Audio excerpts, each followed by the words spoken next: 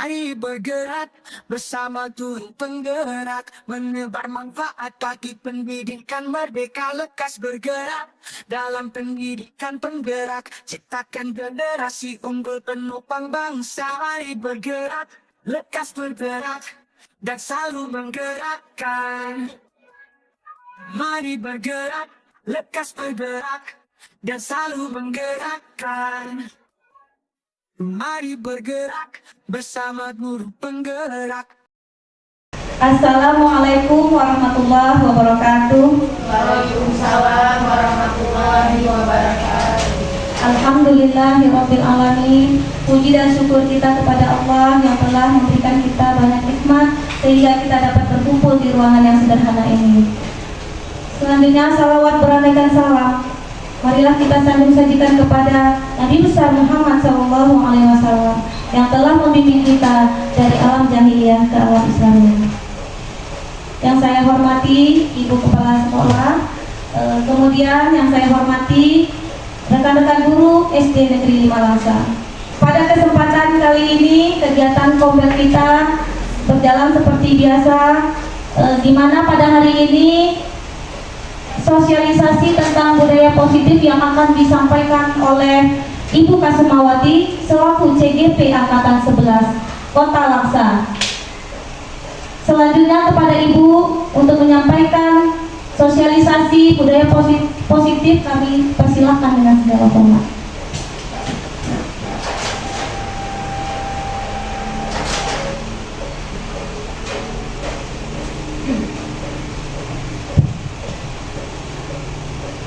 Assalamualaikum warahmatullahi wabarakatuh.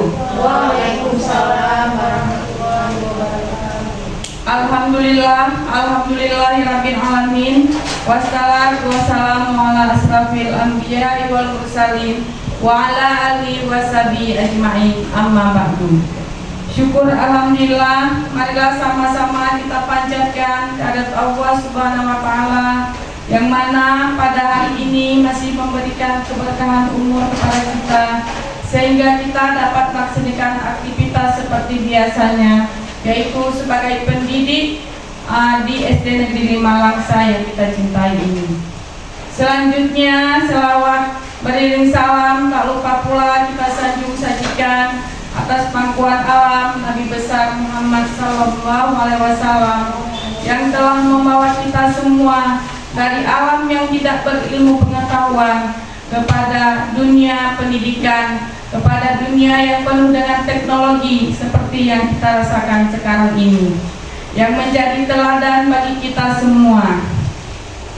Yang saya hormati Ibu Kepala Sekolah beserta wakil, yang saya hormati Bapak dan Ibu seluruh Dewan Guru beserta staf SD Negeri 5 Langsa yang telah berhadir pada ruang kombel kita pada hari ini dalam rangka kegiatan kombel kita yang pada hari ini yaitu tentang sosialisasi penerapan disiplin positif yang akan saya sampaikan. Saya selaku CGP Angkatan 11 Kota Langsa yang lagi mengikuti pendidikan di guru penggerak. Nah, saya rasa untuk perkenalan udah kenal semua Bapak Ibu. Langsung saja kita ke tema kita pada hari ini, yaitu tentang penerapan budaya positif. Nah, yang menjadi latar belakang tentang budaya positif ini yaitu suasana positif sangat mendukung dalam menciptakan pembelajaran yang kondusif. Karena dengan suasana yang positif, murid akan menemukan kondisi pembelajaran yang menyenangkan. Suasana yang positif akan menggerakkan moral yang positif bagi murid sehingga terbentuk karakter murid yang positif. Artinya budaya positif ini sangat dibutuhkan dan perlu ditumbuhkan bagi peserta didik kita. Nah, yang artinya pengertian budaya positif itu sendiri adalah nilai-nilai, keyakinan, dan kebiasaan di sekolah yang berpihak pada murid agar dapat berkembang menjadi pribadi yang mandiri, kritis, dan bertanggung jawab. Nah, itulah harus ditumbuhkan. Kenapa budaya positif itu harus sangat penting ditumbuhkan kepada peserta didik? Nah, karena itu tadi nilai-nilai kebiasaan yang akan dilaksanakan itu untuk membentuk karakter peserta didik yang bertanggung jawab, tetap menjadi pribadi yang mandiri dan bisa bernalar kritis sesuai dengan profil pelajar Pancasila. Nah, dalam membangun budaya positif ada poin-poin, ada hal-hal yang perlu kita pahami. Ya, di sini untuk membangun budaya positif tersebut kita harus meninjau strategi yang dapat menumbuhkan lingkungan yang positif. Nah, ada 6 lingkungan positif yang harus kita tumbuhkan untuk membangun budaya positif bagi peserta didik kita. Yang pertama yaitu disiplin positif dan nilai-nilai kebajikan. Nah, itu yang pertama sekali. Nah, kemudian teori motivasi, hukuman, dan penghargaan. Kemudian selanjutnya keyakinan kelas. Dan yang keempat kebutuhan dasar manusia. Kemudian 5 posisi kontrol. Itu posisi kontrol kita sebagai seorang guru. Dan yang keenam segitiga restitusi. Nah, itulah hal-hal yang perlu kita tumbuhkan atau strategi yang harus kita gunakan dalam menumbuhkan lingkungan yang positif. Selanjutnya, nah, disiplin positif. Yang pertama tadi strateginya disiplin positif. Nah, disiplin positif artinya suatu cara penerapan disiplin tanpa ada kekerasan dan ancaman yang dalam praktiknya melibatkan komunikasi yang efektif antara guru dan murid. Nah, itu yang dimaksud dengan disiplin positif. Memang kita selalu menegakkan disiplin yang seperti ini, namun mungkin terkadang selama ini masih ada dengan kita gunakan hukuman ataupun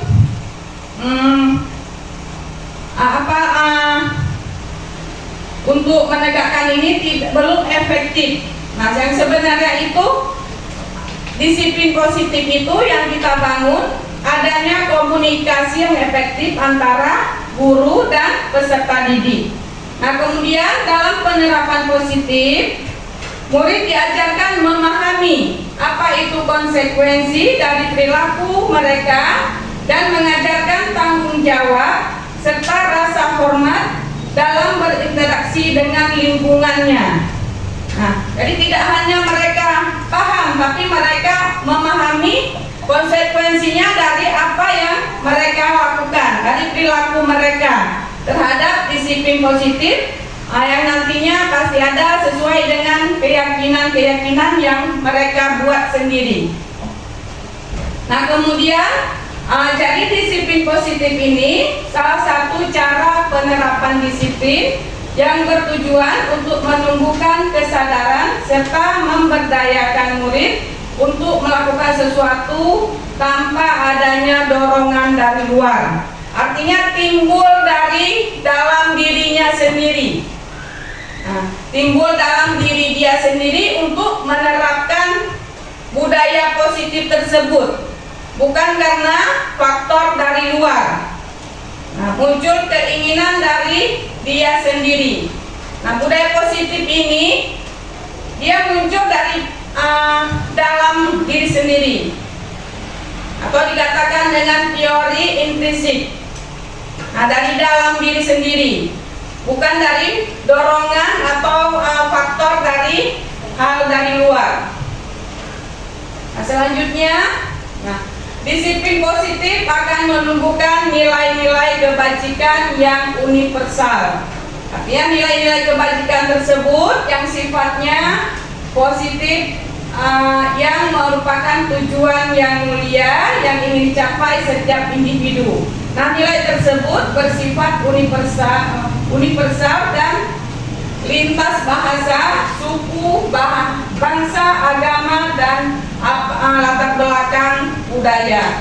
Artinya setiap individu itu harus menumbuhkan nilai positif, yang nilai-nilai kebajikan yang universal, yang sepenuhnya yang muncul dalam diri mereka sendiri tanpa ada lintas suku, budaya, bangsa, bahasa, dan lainnya. Nah, kemudian dengan mengaitkan nilai-nilai kebajikan yang diyakini seseorang itu, maka motivasi intrinsiknya akan terbangun. Nah, artinya yakin dalam diri mereka sendiri, kemudian baru akan terbangun nilai positif tadi yang akan dia tumbuhkan, sehingga menggerakkan motivasi dari dalam untuk mencapai tujuan mulia yang diinginkan. Ini apa? Dalam pembentukan karakter yang sesuai dengan profil pelajar Pancasila. Kemudian selanjutnya, nah inilah nilai-nilai kebajikan. Nilai-nilai kebajikan yang perlu kita tanamkan dalam menumbuhkan atau membangun budaya positif di lingkungan sekolah kita. Nah, kemudian budaya positif ini tidak mesti hanya di lingkungan sekolah, tapi peserta didik bisa menerapkan dalam kehidupan mereka sehari-hari. Makanya harus dibangun dari dorongan dari dalam diri peserta didik tersebut. Nah, nilai-nilai kebajikan tersebut diantaranya ada peduli, kemudian kebersihan, komitmen, belas kasih, dan sampai ketegasan, lurus hati, dan pengertian. Nah, ini bisa dilihat sendiri paparannya yang telah ada di sini. Nah, kemudian selanjutnya, teori motivasi. Nah, untuk membangun nilai positif tadi, kita juga perlu memahami teori motivasi yang akan kita gunakan, artinya untuk mencapai tujuan yang kita harapkan, yaitu tujuan dari menumbuhkan budaya disiplin positif. Yang pertama, untuk menghindari ketidaknyamanan ataupun hukuman.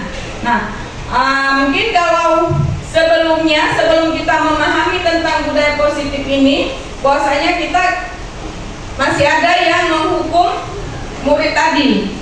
Nah, tetapi setelah kita paham nantinya dengan budaya positif ini, bahwasanya hukuman itu tidak dibenarkan lagi. Nah, kemudian untuk mendapatkan penghargaan, dan tidak ada lagi penghargaan. Memberikan penghargaan itu bisa berdampak juga tidak efektif untuk menumbuhkan budaya positif. Kemudian untuk menghargai diri sendiri dengan nilai yang diyakini. Nah, inilah yang disebut dengan keyakinan. Nah, keyakinan inilah yang harus dibangun dalam menumbuhkan budaya positif. Nah, selanjutnya keyakinan kelas. Nah, ada keyakinan, ada peraturan, dan ada tata tertib. Mungkin inilah yang selama ini kita kenal. Nah, tetapi sebenarnya keyakinan itu dengan peraturan ada perbedaannya. Kan mengapa tidak peraturan saja? Mengapa harus keyakinan kelas?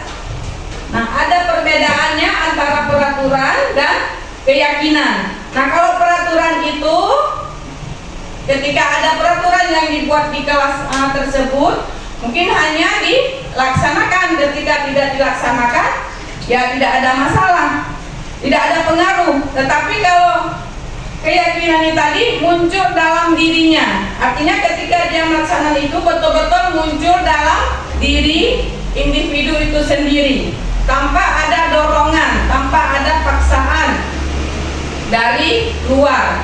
Itulah tadi teori intrinsik dari dalam diri individu tersebut. Nah, karena apa? Karena untuk mendukung timbulnya motivasi intrinsik, kembali ke nilai-nilai dan keyakinan, dan lebih menggerakkan seseorang dibandingkan mengikuti serangkaian peraturan tertulis tanpa makna. Nah, itu pengertiannya keyakinan tadi. Kenapa harus keyakinan? Mengapa tidak peraturan saja? Nah, kemudian selanjutnya, bagaimana membentuk keyakinan kelas? Nah, membentuk keyakinan kelas tadi tidak satu arah. Nah, ada timbal balik, ada komunikasi dua arah antara peserta didik dan guru dalam membentuk sebuah keyakinan kelas. Nah, diantaranya apa? Pernyataan yang bersifat universal. Artinya dalam pernyataan-pernyataan itu yang akan dituangkan, kita juga harus meminta pendapat dari peserta didik untuk mengumumkan pendapatnya apa yang kita sepakati nanti dari hasil kesepakatan yang dibuat bersama. Kemudian kalau di keyakinan kelas itu tidak perlu banyak, tidak perlu harus sampai urutannya sampai banyak, tetapi sedikit dan dipahami kemudian dilaksanakan oleh seluruh warga kelas. Nah, itu kalau keyakinan kelas. Nah, kemudian dibuat dalam bentuk positif. Artinya dalam bentuk positif itu tidak ada di situ kata larangan, tidak ada di situ kata tidak boleh. Nah, tetapi diganti dengan bahasa-bahasa yang mengandung nilai positifnya tadi. Nah, kemudian dapat diterapkan di lingkungan masing-masing. Nah, tidak hanya di lingkungan sekolah, tetapi dia bisa menerapkan di lingkungan di mana individu itu berada. Nah, kemudian semua warga hendaknya ikut berkontribusi dalam pembuatan keyakinan kelas dengan mencurahkan pendapatnya. Artinya murid ini dikasih kebebasan untuk mengeluarkan ide-ide apa yang cocok untuk dibuat dalam satu keyakinan. Kemudian selanjutnya, ini adalah contoh keyakinan kelas yang telah kami buat di dalam kelas. Ini di kelas 6B. Nah, ini adalah salah satu contoh keyakinan kelas. Nah, ada di sini disiplin. Nah, disiplin tadi masuk dalam budaya positif. Dia datang tepat waktu setiap pagi ke kelas dan setelah istirahat. Nah, itu contohnya. Datang tepat waktu ke kelas dan setiap pagi dan setelah istirahat. Nah, itu masuk dalam disiplin. Kemudian menggunakan seragam lengkap sesuai aturan sekolah. Nah, kemudian menjaga fasilitas sekolah, itu termasuk dalam disiplin. Nah, kemudian dalam melaksanakan tugas harus bertanggung jawab menyelesaikan tiap tugas atau kewajiban dengan tepat waktu. Itu masuk dalam tanggung jawab. Nah, tanggung jawab dalam penerapan disiplin positif tadi. Kemudian tertib. Tertib artinya itu contohnya hindari hal-hal yang menimbulkan kegaduhan di kelas saat guru berada di kelas maupun tidak berada di kelas. Kemudian mengangkat tangan ketika ingin menyampaikan pendapat. Nah, kemudian selanjutnya respect. Respect artinya berbicara, contohnya berbicara dan berperilaku santun, baik itu kepada guru, teman, dan semua yang ada di lingkungan sekolah. Nah, kemudian menghargai dan mendengarkan dengan sungguh-sungguh ketika guru, teman memberikan pendapat. Nah, kemudian kebersihan. Nah, kebersihan itu contohnya menjaga kebersihan di kelas, khususnya dan umumnya kebersihan seluruh lingkungan sekolah. Nah, kemudian stop perundungan. Nah, stop perundungan artinya jauhi sikap yang menimbulkan perundungan. Nah, wajib izin sebelum menggunakan barang milik orang lain. Nah, kemudian komunikasi dan selesaikan masalah di sekolah bersama guru. Artinya jika ada peserta didik ini yang menghadapi masalah atau terjadi perselisihan antara temannya, maka mereka akan menyelesaikannya dibimbing oleh guru di kelasnya.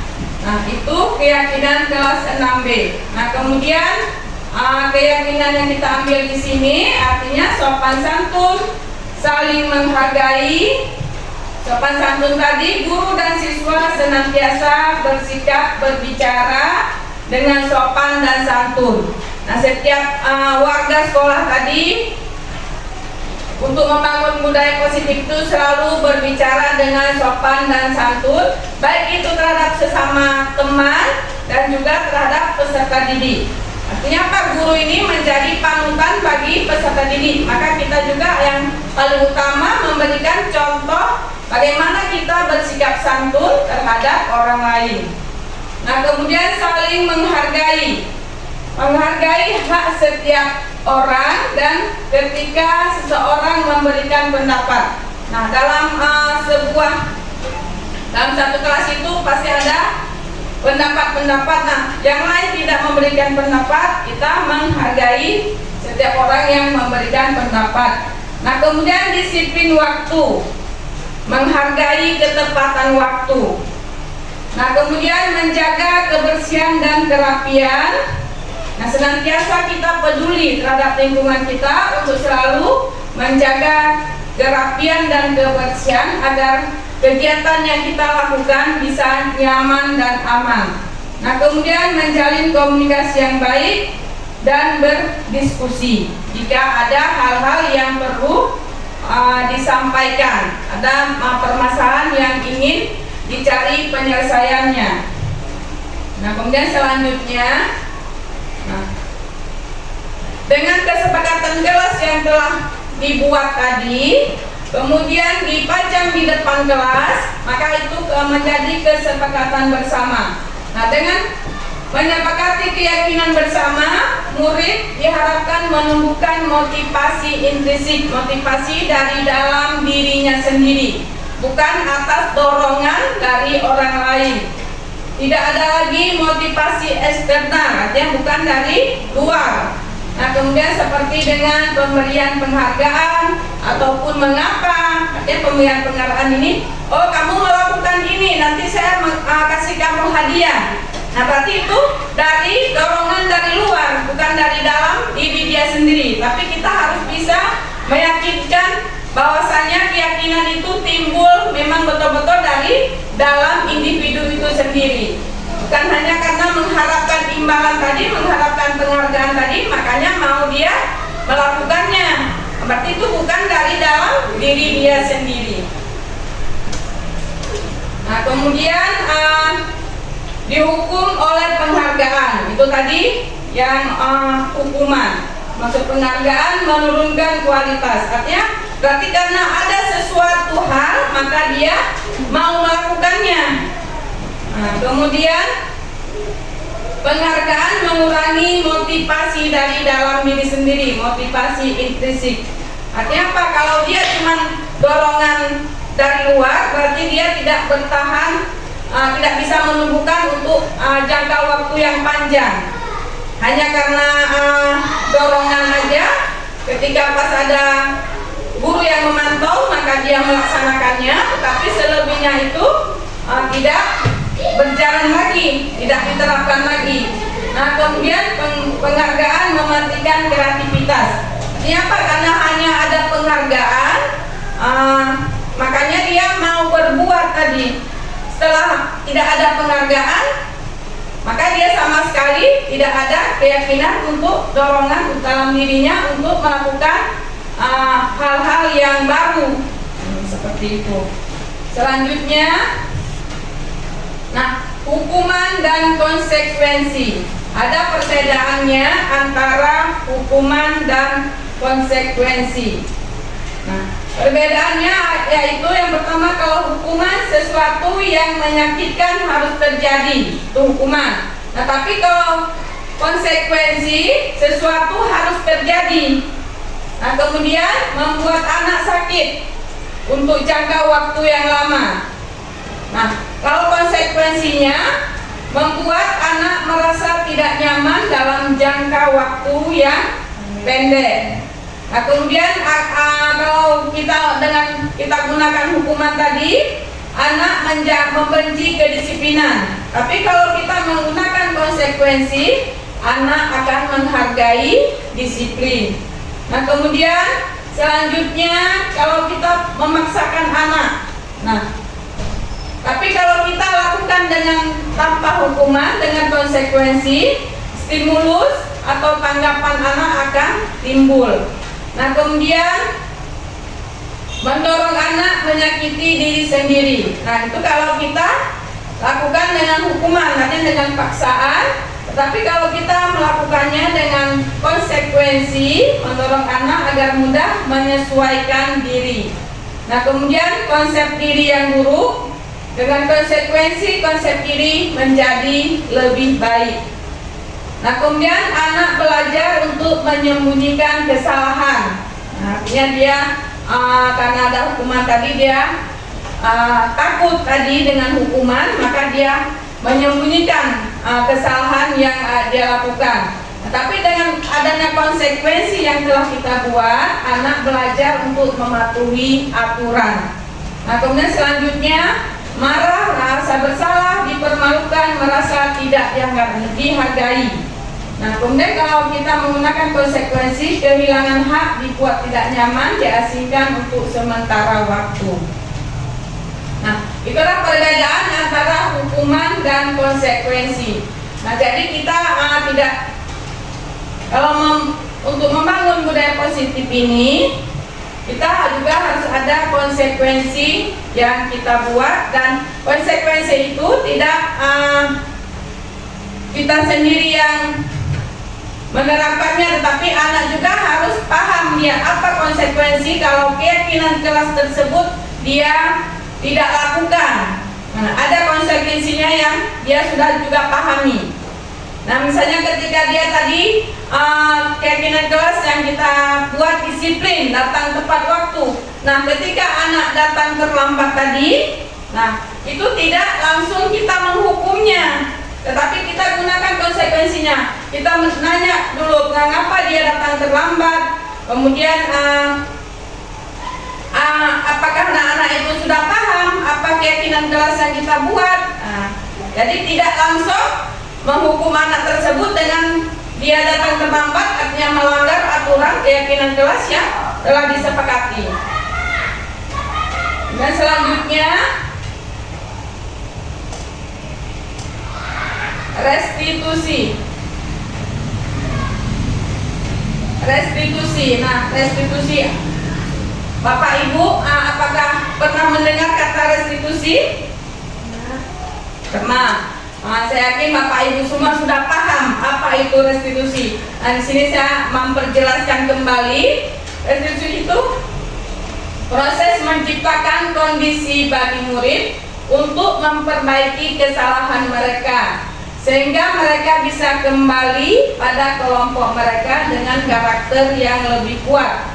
Nah, proses kolaborasi yang mengajarkan murid untuk mencari solusi atas masalah dan membantu murid berpikir tentang orang seperti apa yang mereka inginkan dan bagaimana mereka memperlakukan orang lain.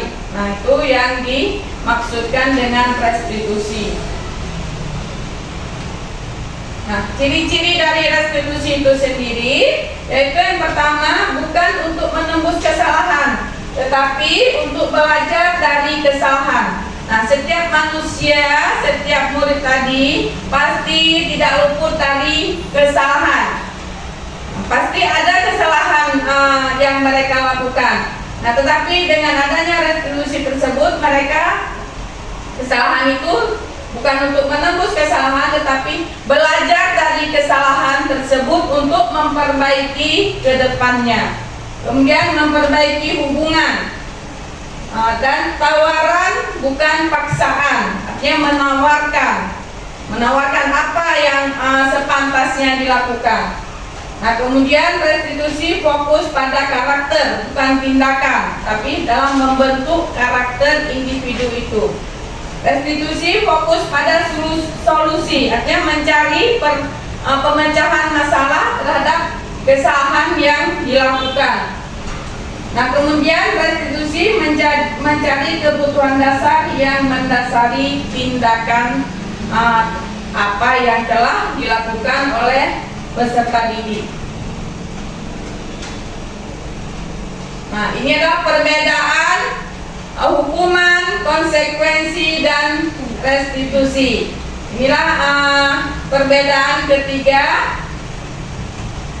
yang saya jelaskan tadi dalam membangun budaya positif. Nah, kemudian selanjutnya,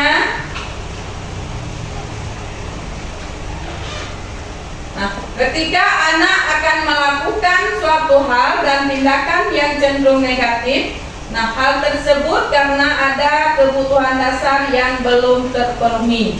Maka kita juga harus memahami apa itu kebutuhan dasar kita.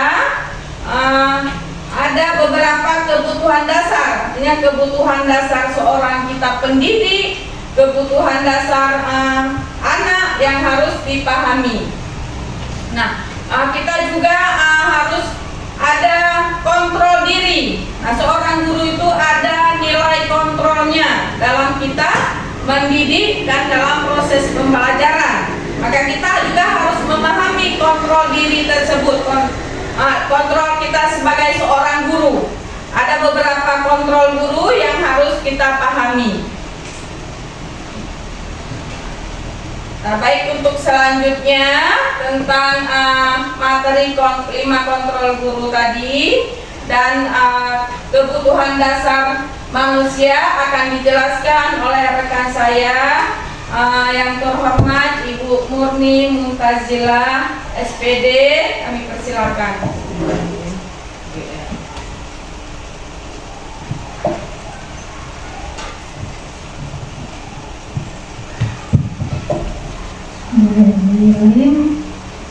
Terima kasih Ibu atas kesempatannya. Assalamualaikum warahmatullahi wabarakatuh. Waalaikumsalam warahmatullahi wabarakatuh. Ya, baiklah, saya selaku DGP Angkatan 11 ingin melakukan sosialisasi atau diseminasi budaya positif.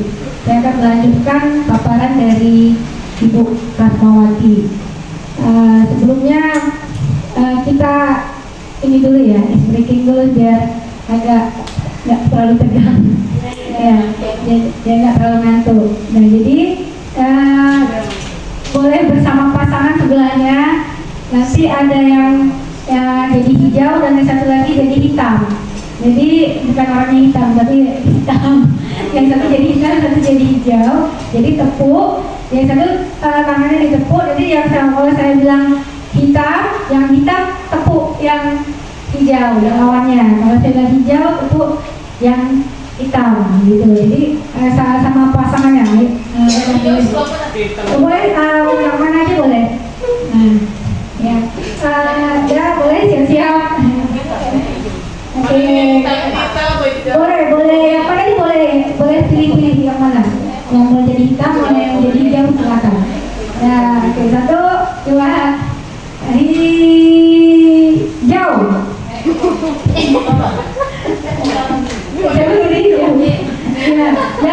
Yang saya bilang berarti tepuk.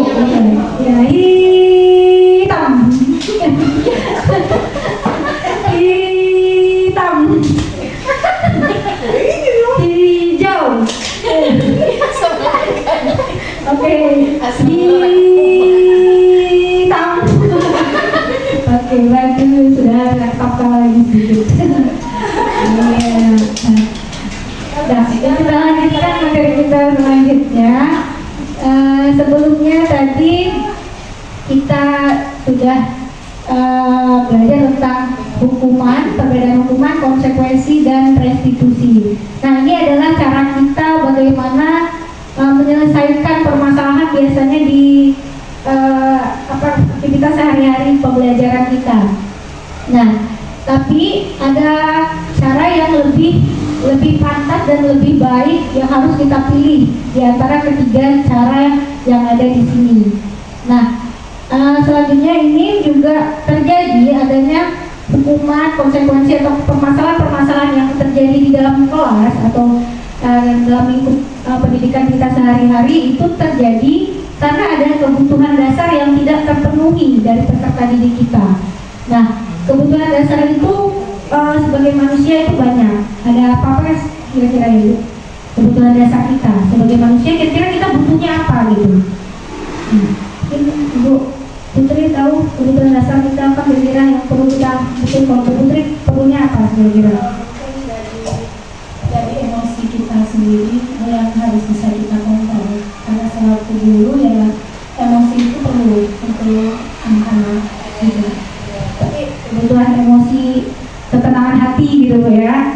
Iya, ada yang lain mungkin Bu Budi, kira-kira kebutuhan apa kira-kira yang harus terpenuhi dalam kehidupan Bu Budi? Menjaga hubungan dengan murid. Iya, bagus ya. Menjaga hubungan dengan murid ya, berarti emosi juga ya Bu ya. Stabilan hati. Nah, kalau teori yang kami pelajarin ada beberapa kebutuhan dasar manusia. Di antaranya ada kebutuhan untuk bertahan hidup, ada kebutuhan untuk mendapat kasih sayang dan rasa diterima, ada kebutuhan kebebasan, ada kesenangan dan juga ada kekuasaan. Nah, ini adalah 5 kebutuhan dasar yang biasanya manusia itu ingin miliki gitu. Nah, untuk dan begitu pula kepada peserta didik kita.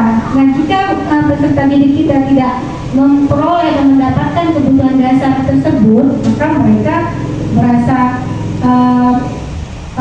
membuat mereka itu menjadi membuat permasalahan gitu kan, mencoba untuk mendapatkannya gitu.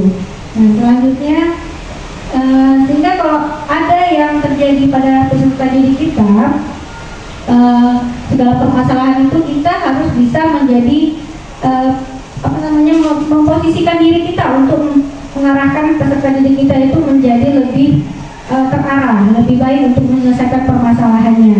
Nah, di sini ada 5 posisi kontrol. Nah, biasanya kita ada juga yang dengan cara penghukum.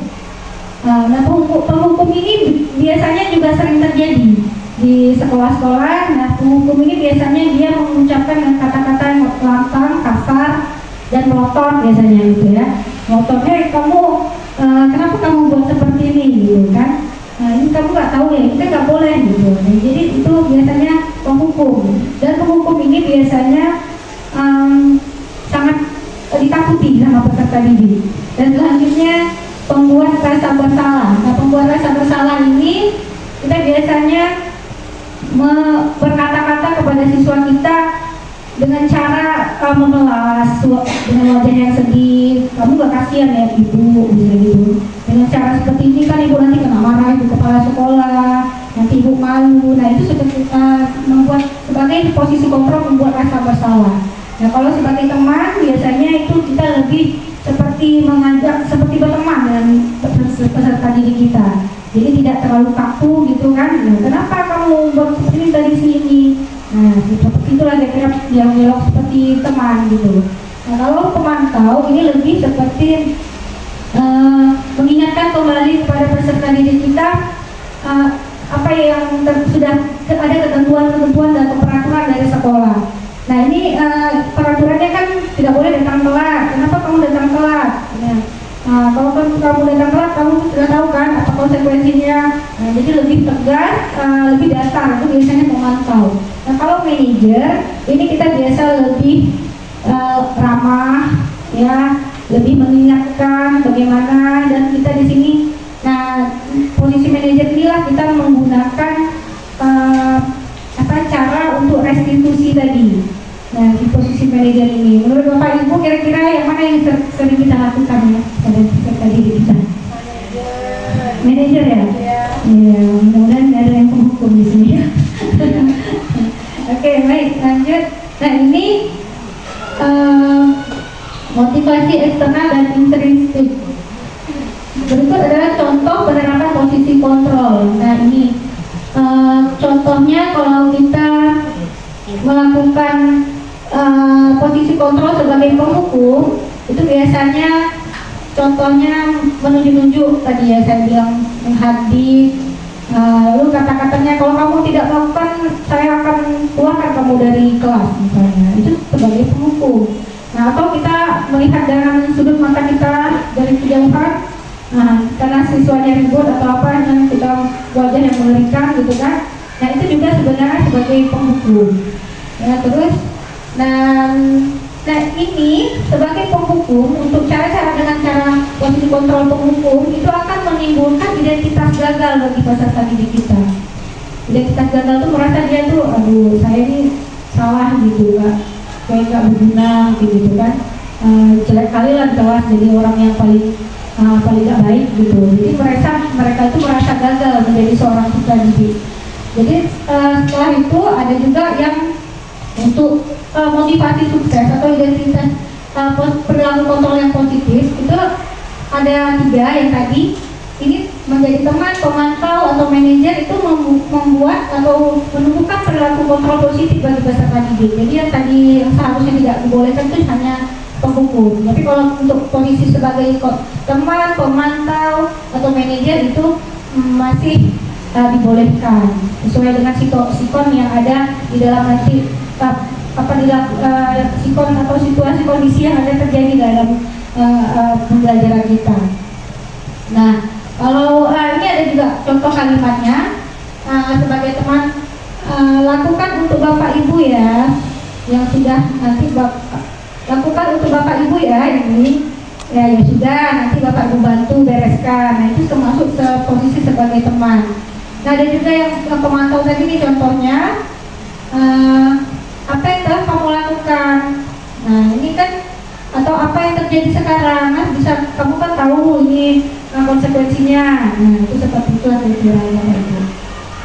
Nah, jadi untuk yang terakhir ini adalah posisi manajer. Nah, posisi manajer ini yang sebaiknya kita terapkan dalam cara-cara kita, strategi kita untuk memperbaiki keadaan peserta didik kita ketika peserta didik kita melakukan kesalahan atau mempunyai permasalahan dalam lingkungan sekolahnya, lingkungan kelas. Nah, berikut adalah segitiga restitusi. Ini merupakan pendekatan yang bisa kita lakukan untuk menyelesaikan masalah peserta didik kita. Nah, ada 3 tahapan dari segitiga restitusi ini. Yang pertama adalah dengan cara menstabilkan identitas. Nah, menstabilkan identitas ini dan segitiga restitusi ini merupakan proses dialog. Jadi pendekatan yang berupa dialog yang dijalankan oleh guru kepada murid agar dapat menghasilkan murid yang mandiri dan bertanggung jawab atas tindakan dan perilakunya. Jadi kita dalam 3 tahapan ini, kita pertama sekali adalah menstabilkan identitas peserta didik kita. Menstabilkan identitas itu gimana, Bu? Dengan cara kita itu menenangkan peserta didik kita dulu. Ketika dia terjadi permasalahan atau telat atau dia bertengkar dengan temannya atau apapun itu, ketika kita panggil peserta didik kita menstabilkannya dulu, menenangkannya dulu itu. Jadi kita tanya, gimana kamu udah makan, udah istirahat, atau gimana perasaan kamu hari ini gitu. Jadi kita seperti seolah tidak terjadi apa-apa gitu. Lalu kita melanjutkan pertanyaan-pertanyaan kita yang berikutnya. Nah, terus kita masuk ke validasi tindakan yang salah. Nah, di situ kita tanyakan lagi, kamu ada kejadian apa tadi dengan teman kamu, misalnya seperti itu. Nah, kenapa bisa terjadi seperti itu? Nah, itu semua kan termasuk validasi tindakan yang salah. Lalu menanyakan keyakinan. Menanyakan keyakinan ini kita menanyakan hal-hal apa saja yang sudah menjadi keyakinan atau kesepakatan kita bersama. Nah, tadi kan kita Ibu Kasma sudah menjelaskan tentang disiplin positif dan keyakinan kelas. Nah, keyakinan kelas itu berbeda dengan peraturan kelas. Nah, kalau keyakinan kelas itu biasanya dibuat bersama-sama dengan peserta didik kita. Jadi meminta respon mereka, meminta pendapat mereka, ya kan? akhirnya menjadi sebuah keyakinan bersama yang harus disepakati. Nah, beda dengan peraturan. Kalau peraturan ini biasanya kita hanya merancang sendiri tanpa melibatkan peserta didik kita. Nah, jadi ketika kita sudah membuat keyakinan kelas dan kita menempelnya di dinding kelas kita, maka kita bisa menanyakan keyakinan kelas tersebut. Kita mengingatkan kembali keyakinan kelas yang sudah disepakati bersama. Nah, ini keyakinan kelas ini boleh nggak kita lakukan gitu? Oh, tidak boleh misalkan. Ini kan sudah kita sepakati kalau kita masuknya pukul sekian, kalau sudah selesai dari istirahat jam sekian kita harus sudah masuk, tidak boleh terlambat.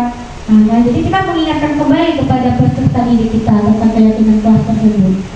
Nah, berikutnya dari penerapan segitiga restitusi dalam posisi manajer diharapkan murid akan kuat secara pribadi untuk membuka pikirannya untuk mampu mandiri dan bertanggung jawab menyelesaikan permasalahannya. Jadi dengan posisi manajer tadi kita menerapkan segitiga restitusi tersebut.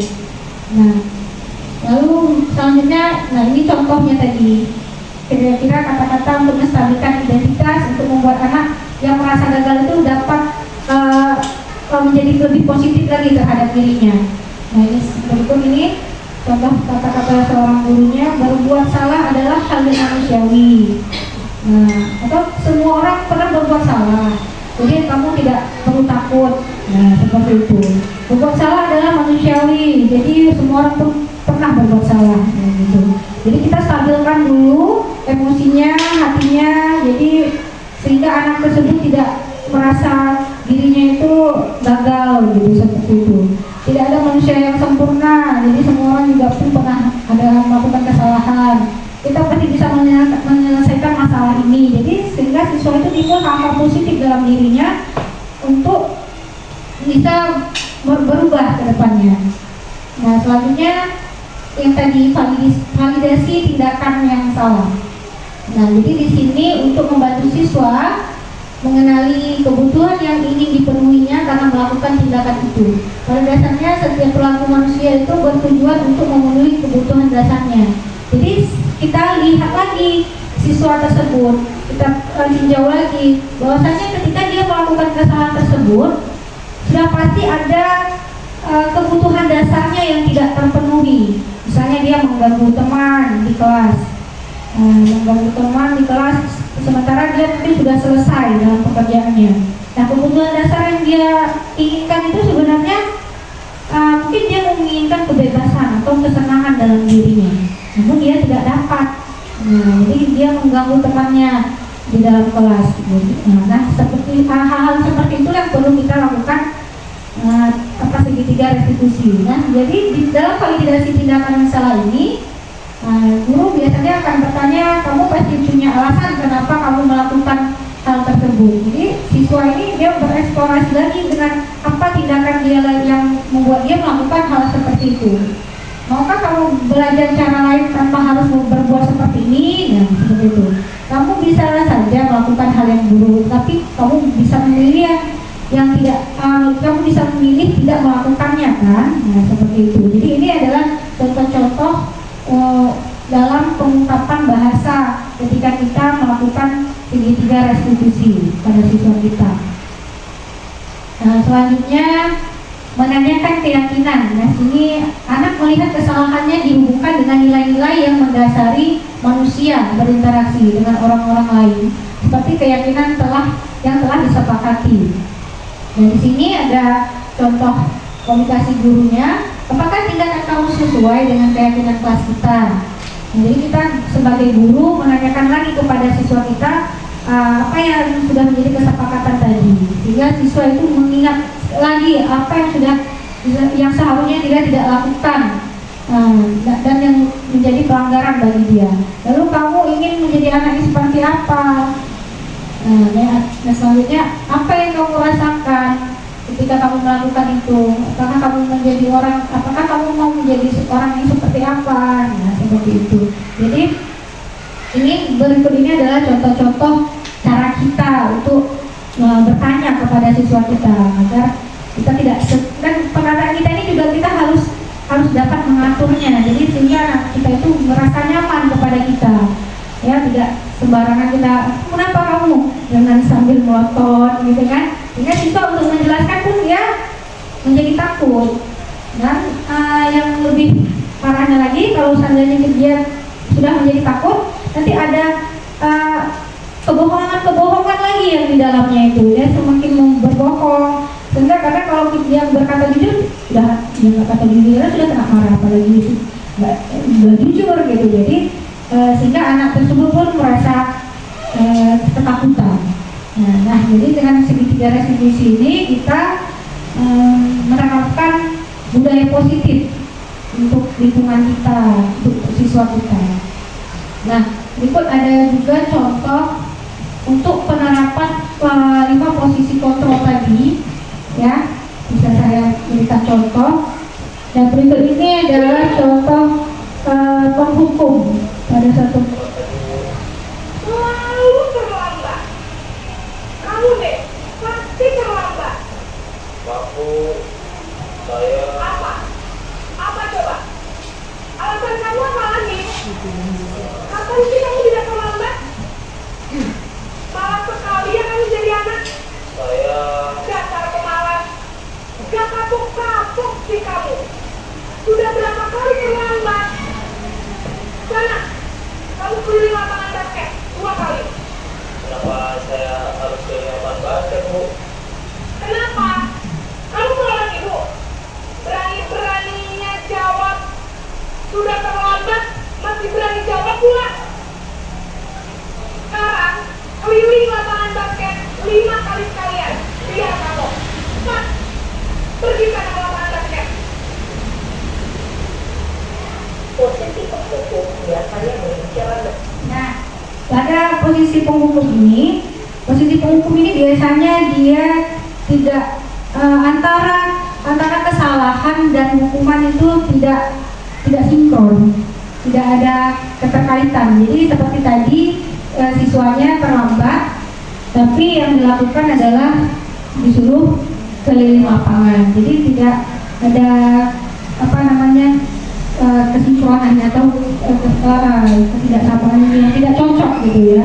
Jadi sebagai posisi penghukum.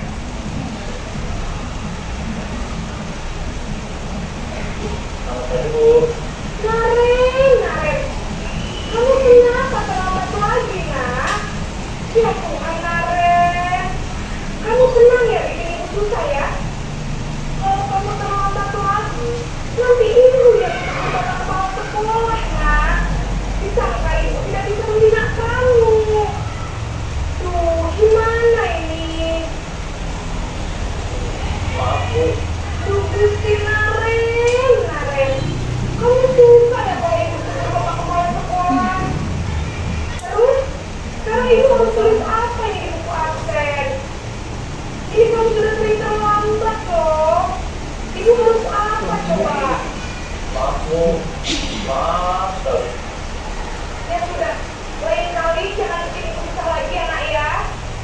Ibu tidak akan kuat lagi kalau kamu begini terus. Bisa jantungan kalau ibu tegur bapak kepala sekolah. Sekarang cepat sekolah. Maaf ya, Bu. Maaf sekali.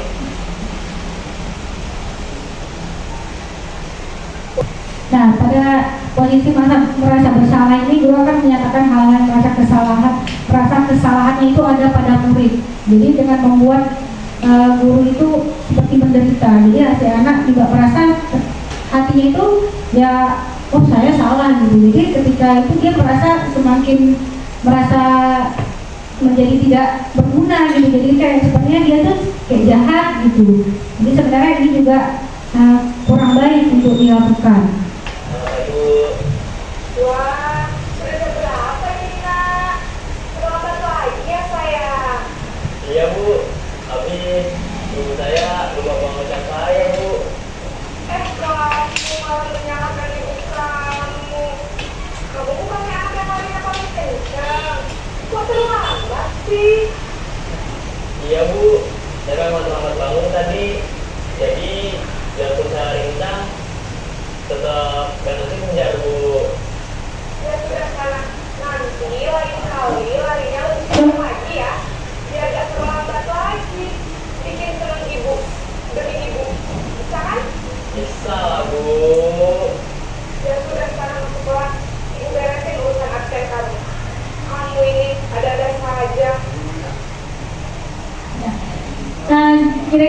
yang berikut tadi adalah posisi sebagai apa ya Bapak Ibu? Sebagai ya Putri, sebagai teman. Nah, pada posisi sebagai teman ini, cenderung murid ini biasanya akan merasa perbedaan antara dia dan guru itu suka tidak stabil.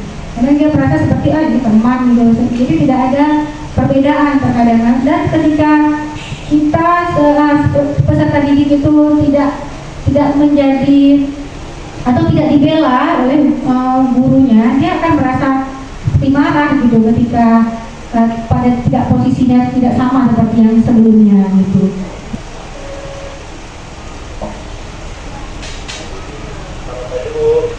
Naren, apa peraturan sekolah kita tentang jam berapa kita harus masuk sekolah, nak?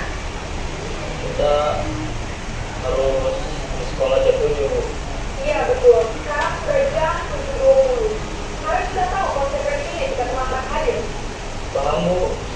Saya harus tinggal kelas pas jam istirahat selama 20 menit. Iya benar, konsekuensinya demikian.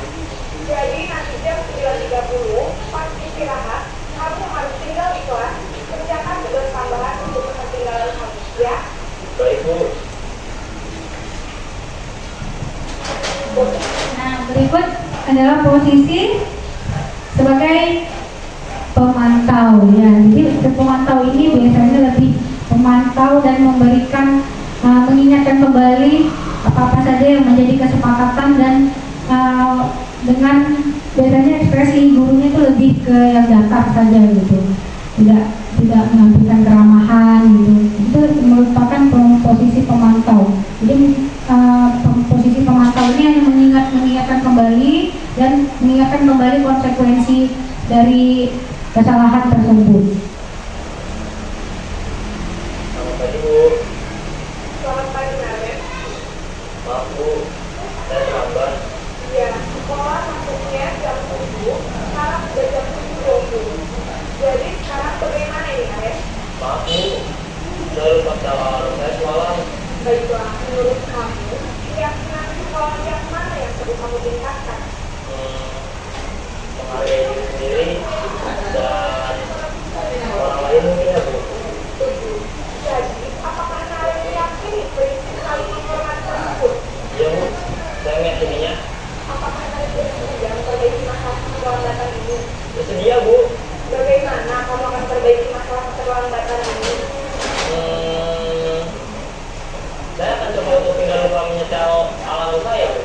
Baik, kalau Naren lupa menyetel alarm di rumah, ada orang yang kira-kira bisa bantu mengingatkan tidak? Ada, Bu. Kata saya, Kak Emma. Ada lagi selain Kak Emma?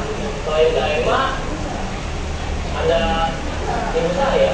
Baik, jadi yang mengingatkan Naren adalah Kak Emma dan ibu saja. Kira-kira akan mulai alarm apa nih, Naren? Setelah pulang sekolah, akan segera saya lakukan. Baik, jadi Naren akan setel alarm untuk bangun besok pagi dan akan diingatkan oleh kakak dan ibunda Naren ya. Ada lagi yang mungkin perlu dilakukan Naren agar tidak terlambat bangun lagi. Tidak ada, Bu. Baik Naren, terima kasih untuk udah sama kamu. Sekarang kamu perlu kembali ke kelas untuk belajar. Baik, Bu. Terima kasih. Nah, ada beberapa perbedaan kan dari beberapa posisi kontrol yang dilakukan. Jadi yang terakhir adalah posisi kontrol sebagai manajer ya. Nah, sebagai manajer inilah yang seharusnya kita terapkan pada kehidupan sehari-hari kita sebagai guru. Nah, di sini di video terakhir tadi ibu gurunya menerapkan segitiga restitusi pada peserta didiknya. Dia menanyakan memvalidasi tindakan salah dan juga menanyakan keyakinan yang sudah disepakati. Nah, disinilah kita seharusnya menjadi di posisi inilah seharusnya kita terapkan pada kejadian setiap anak di dalam kelas kita. Nah, mungkin ada yang mau bertanya, Bapak Ibu? Sudah cukup? Oh ya, Ya, boleh Bu Mansura.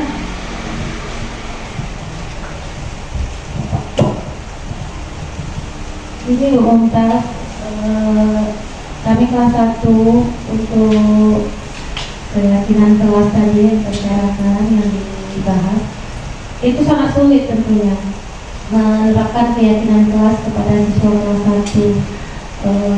Mungkin guru-guru yang lain juga mengalami seperti itu. Memang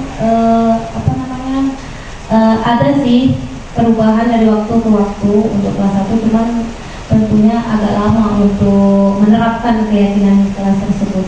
Mungkin seperti itu aja Bu Mumtaz.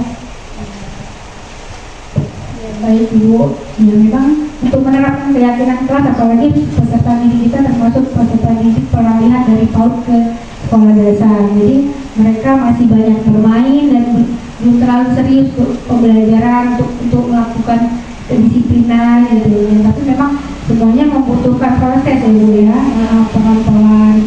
Jadi setiap untuk agar mereka konsisten, nah yang pertama sekali memang kita menunjukkan atau mencontohkan perilaku tersebut yang menjadi teladan bagi peserta didik kita. Dan yang kedua mungkin yang kita harus selalu mengingatkan, ya kan Bu, harus mengingatkan terus.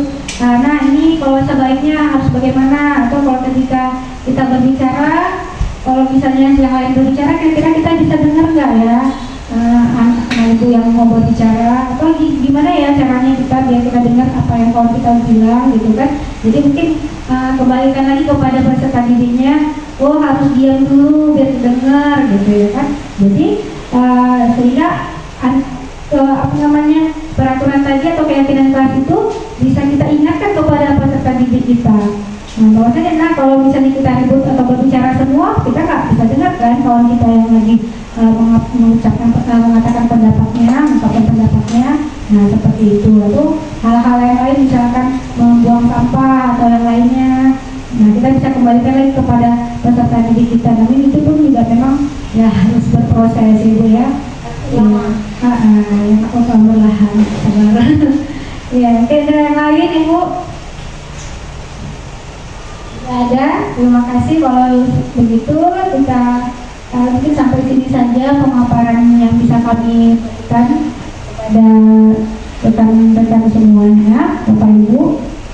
Kami ucapkan terima kasih sudah memberikan waktunya untuk mendengarkan atau menyaksikan pemaparan kami. Terima kasih saya ucapkan, saya kembalikan kepada Ibu Masura. Assalamualaikum warahmatullahi wabarakatuh.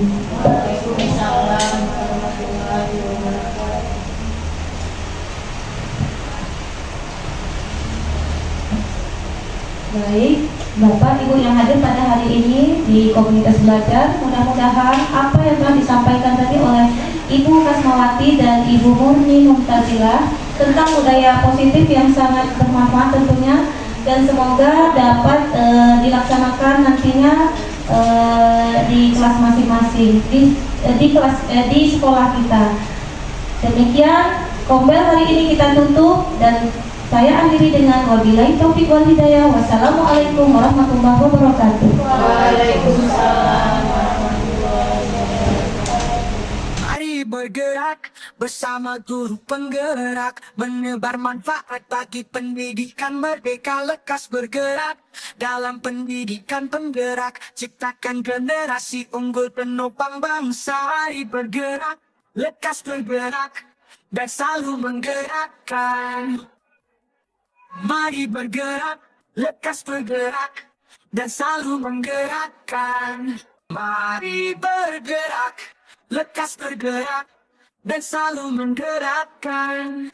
Mari bergerak, lekas bergerak dan selalu menggerakkan.